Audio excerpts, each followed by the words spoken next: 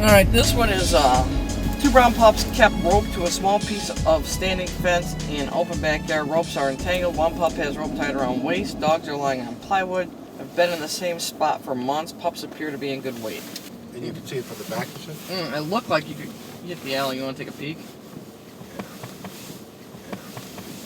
Well, this part of it. That guy doesn't look to be doing too good. Right here. Some kind of way, y'all better find out who did this to her. Because they blaming it on me. They got neighbor there with dogs, neighbor there with dogs, neighbors right here. That's wrong for her to blame that on me.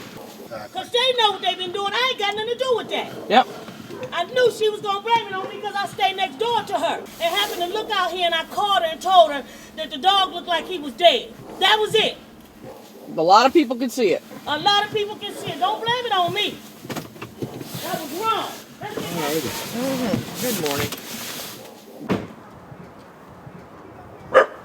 I'm hearing another car from over here.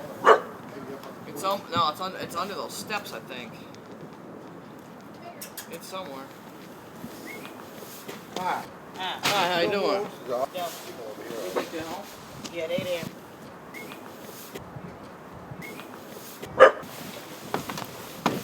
Hi, how you doing? The Humane Society. We got a call about the dogs. Yeah. You got two of them? Man, I only come to the door. Okay. All right, and then you got another dog up underneath here, right? The thing is they can't stay like this. Okay. So what I'm gonna need you to do is surrender this dog that's died to us. And we need to get this other one out from underneath here and take a look at it, because if There's nothing wrong with the dog. It's under the house. he doesn't have adequate shelter. He can't stay like this. He can't just live up under the porch. That's where he's staying. But we don't have no dog house, and we don't have a big enough yard to have no dog house. I know, but there's state laws about how you got to keep them. You take them both? Yeah. All right. Now let's get some information. All right. What is the name of the dog that died? Lucky. It looks like he died pretty recently. Maybe last night, yesterday. Wow, he's still pretty fresh. The dogs can't stay like this, okay? Right now we got a dog that's died out here. They normally don't be on the chain. It doesn't matter. I understand. You know, you got them tied up to a piece of plywood, tangled up to a fence. The dog died from that. They can't stay like this. You're in violation of Michigan state law. Your mom's house, she says the dog should go. Hey, you here to come out. She's scared of me. Come here, lady. Hello. Come here. Hello, sweetheart. Hello. Hi, sweetheart. You all right? All right? Lady's pretty scared right now. Think these are brother, sister? Or? Yeah, they're brothers. What are you doing, huh? How old she say they were?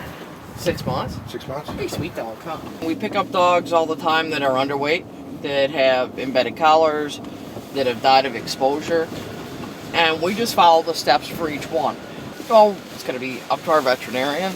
You know, we initially looked at that dog and thought, oh, you know, he got tangled up and he probably choked himself or hung himself.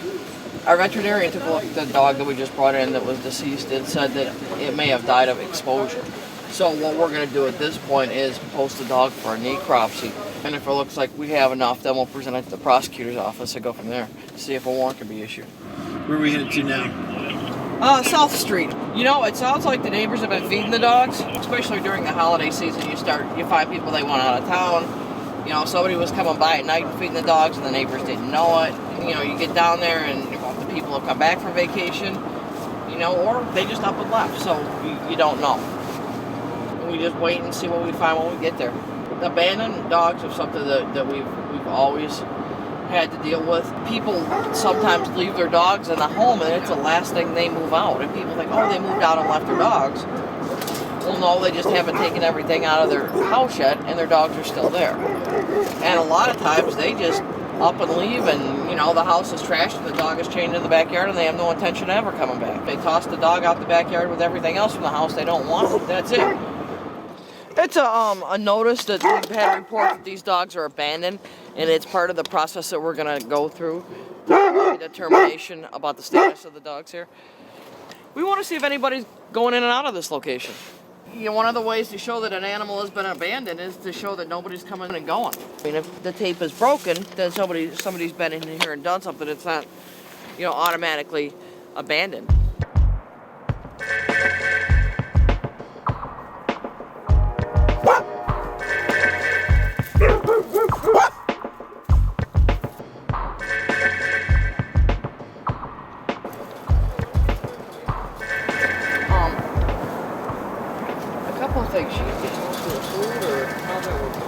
I separate them when they, yes. Okay, and she's eating? Yeah, she's eating. What kind of food? It's her son's dog. But she's caring for it. He is in a wheelchair.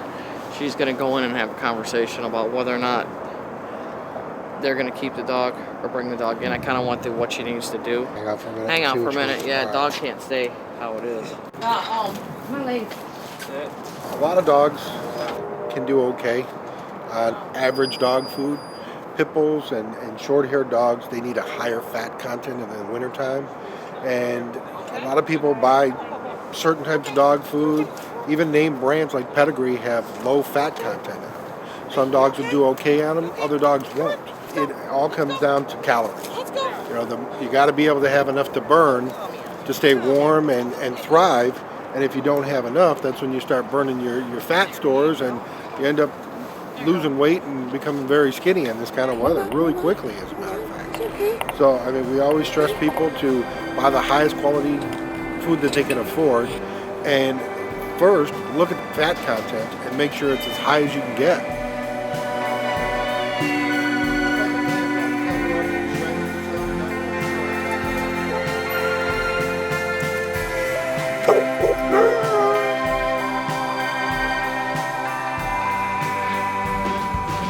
Hi, I'm Tom McPhee with the World Animal Awareness Society. I'm currently on the city streets of Detroit counting stray dogs. We want to solve the mystery of how many. Let's take a look at some of the stories that we've been discovering. The service by